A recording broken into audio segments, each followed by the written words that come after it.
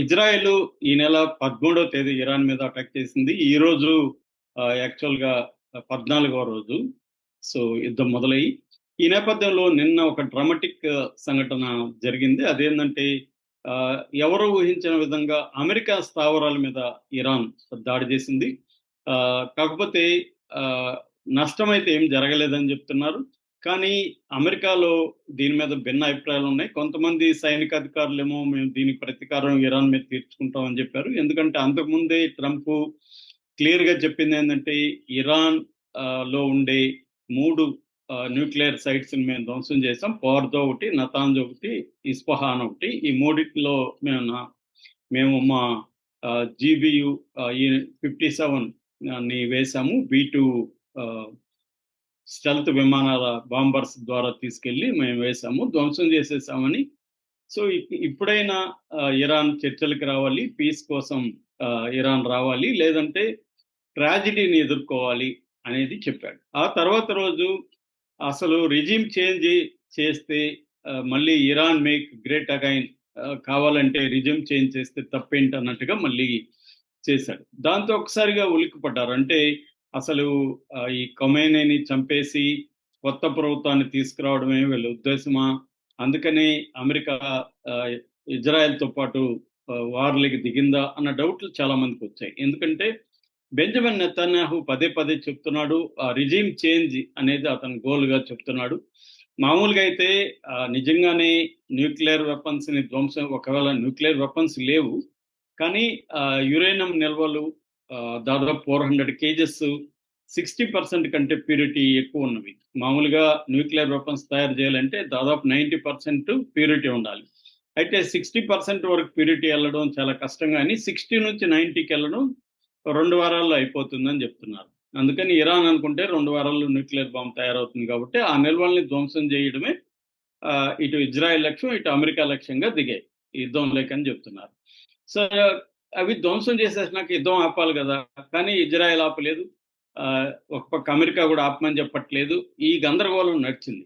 గందరగోళం నడిచినాక నిన్న డ్రామాటిక్‌గా అంతకుముందే ఇరాన్ ప్రకటించింది. మా మీద ఒక ఇల్లీగల్ వార్ ఇజ్రాయెల్ స్టార్ట్ చేసింది. దాంతో పాటు అమెరికా కూడా ఇంటర్నేషనల్ చట్టాలన్నిటిని పక్కకు పెట్టి మా న్యూక్లియర్ అవన్నీ కూడా సివిల్ న్యూక్లియర్ అంటే పీస్ఫుల్ న్యూక్లియర్ ఇవి తప్ప అవన్నీ కూడా వార్ న్యూక్లియర్ సైట్స్ కాదు.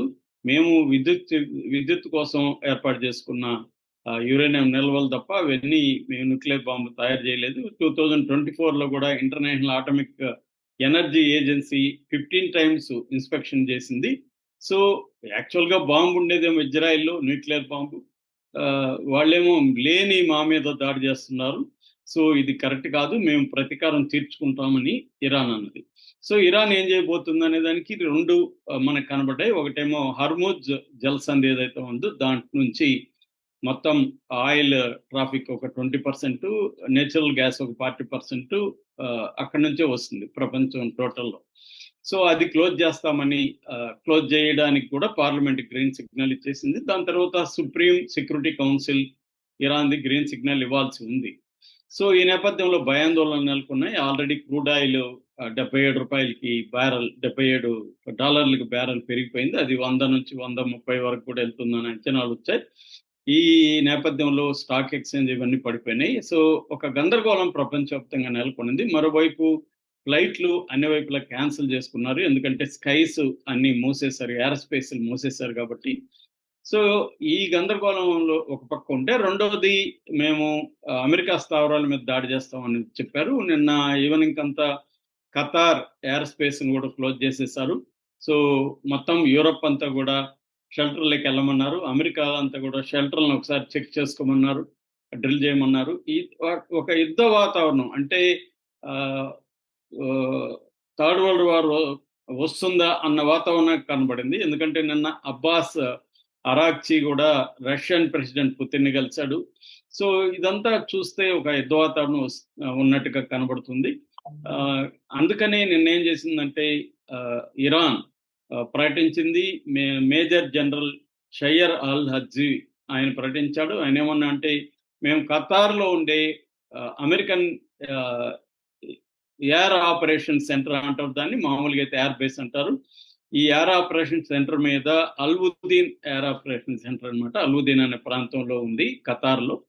దాని మీద మేము మొత్తం 19 మిసైల్స్ వేశాము. అందులో ఫస్ట్ వేవ్‌లో 7 వేసాము. 7టిని కూడా వాళ్ళ డిఫెన్స్ సిస్టమ్స్ కొట్టేశాయి. సెకండ్ వేవ్‌లో 12 వేసాము. అందులో 11 కొట్టేశాయి. ఒకటి మాత్రం వాళ్ళ బేస్‌ని తాకింది. ఇది సక్సెస్ అయింది. అంటే వాళ్ళు మా దేశం మీద ఎన్ని వేశారో అమెరికా వాళ్ళు, మేము అంతకంటే ఎక్కువే వాళ్ళ బేస్ మీద వేసాము అని చెప్తున్నారు. మామూలుగా అయితే ఆ బేస్‌లో 8,000 మంది అమెరికన్ సైనికులుంటారు. కానీ నేను ఇంతకుముందు కూడా వీడియోలో చెప్పాను. ఆ బేస్‌లో ఉండే విమానాలు 40 విమానాలను కూడా ఒక 1 వీక్ బ్యాకే ఖాళీ చేసేసారు. ఖతార్ బేస్‌లో అసలు ఎవరు లేరు అమెరికన్ ఇది. ఒక రకంగా ఖాళీ బేస్ మీద వెళ్ళేసినట్టుగా చెప్పొచ్చు. సో, దీన్ని ఖతార్ ఖండించింది. ఇది మా సార్వభౌమత్వాన్ని ధిక్కరించడమే. సో, ఇది ఇల్లీగల్ అటాక్ అని మేము ఖండిస్తున్నామని ఖతార్ చెప్పింది.